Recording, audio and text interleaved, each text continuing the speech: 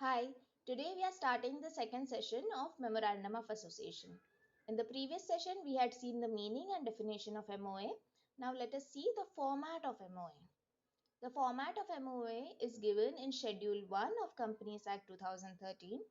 So basically we have five formats and each format is for a different type of company. The format is given in Schedule A and it is the headings contain table A, B, C and D and E. So for companies limited by share, format is in table A. For companies limited by guarantee and not having a share capital, format is in table B. For companies limited by guarantee and also having a share capital, format is in table C.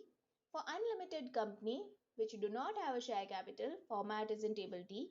For unlimited company having share capital, format is in table E. Now let us see the clauses of MOA. There are six main clauses: name, registered office, object clause, liability, capital and subscription clause.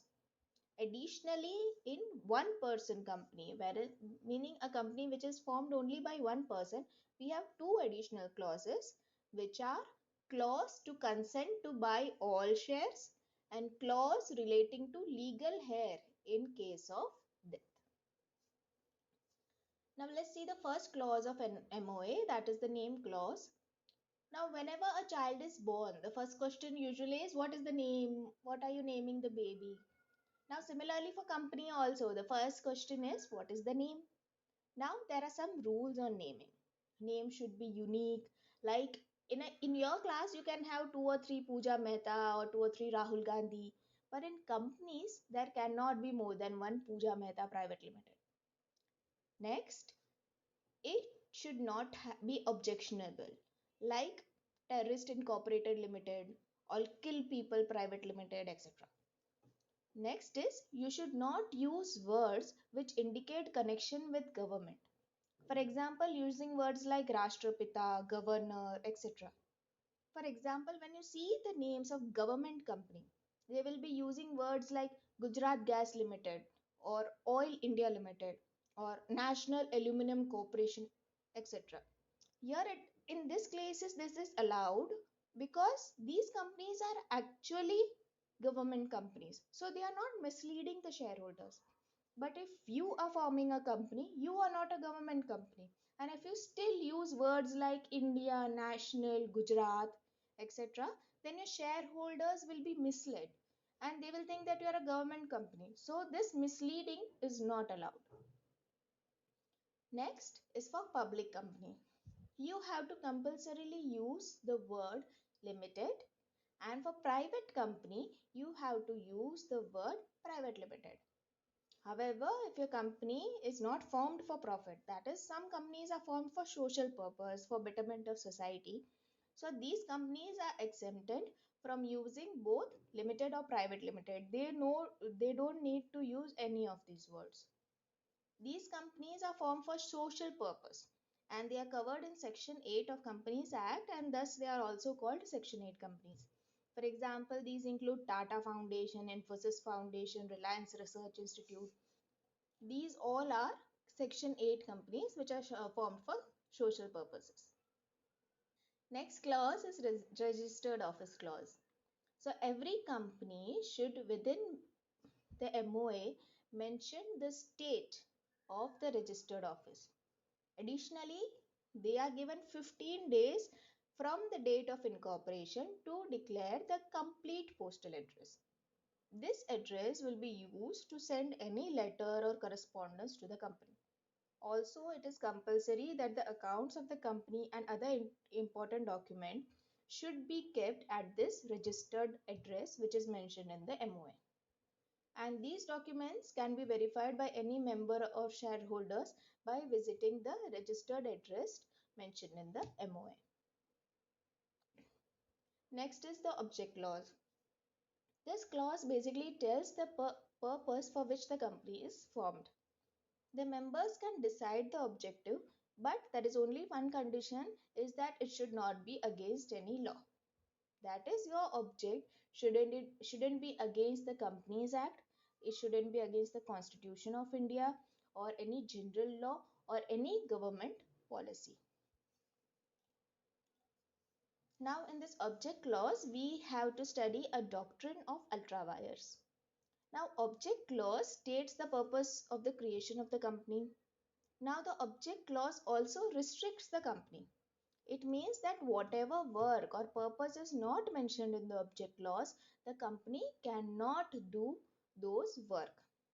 If the company does any activity which is not mentioned in the object clause, then that activity is called ultrawires, meaning beyond power. Now, ultrawires cannot be corrected even by the shareholders. Even if 100% of the shareholders say that, okay, I am ready to correct this mistake, but it is not allowed under the law to correct the mistakes. So, suppose the company has received a construction contract, but construction activity is not mentioned in the object clause. So, the directors can first apply to change the object clause.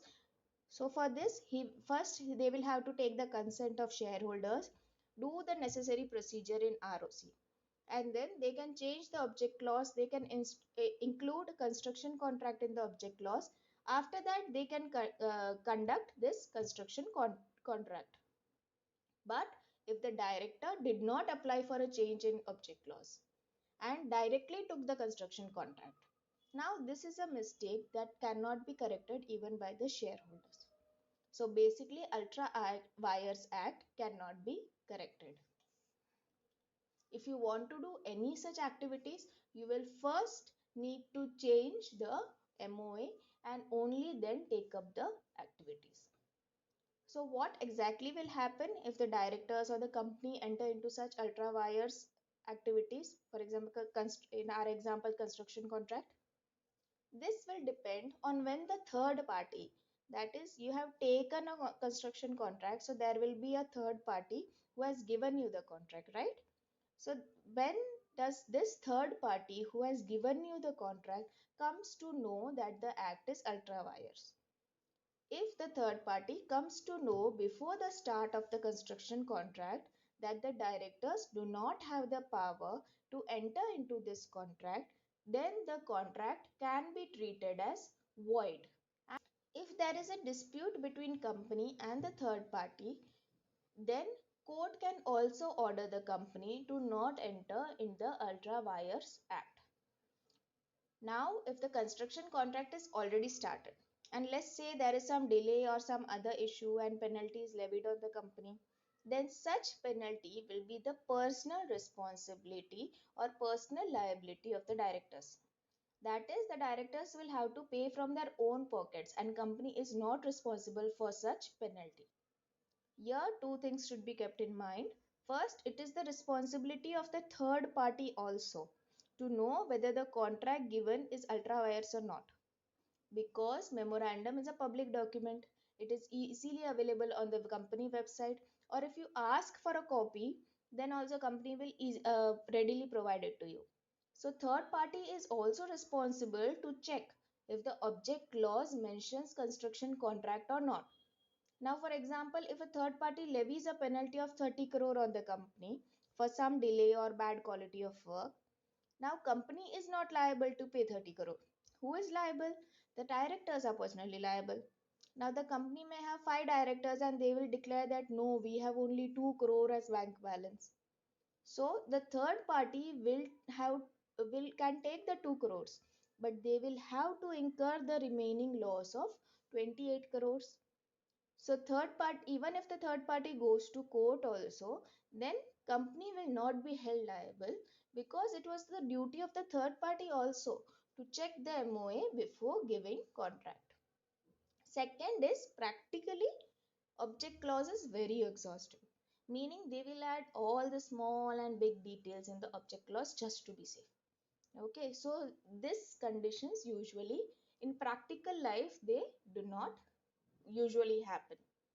But if it happens, then directors are personally liable and companies are not liable at all.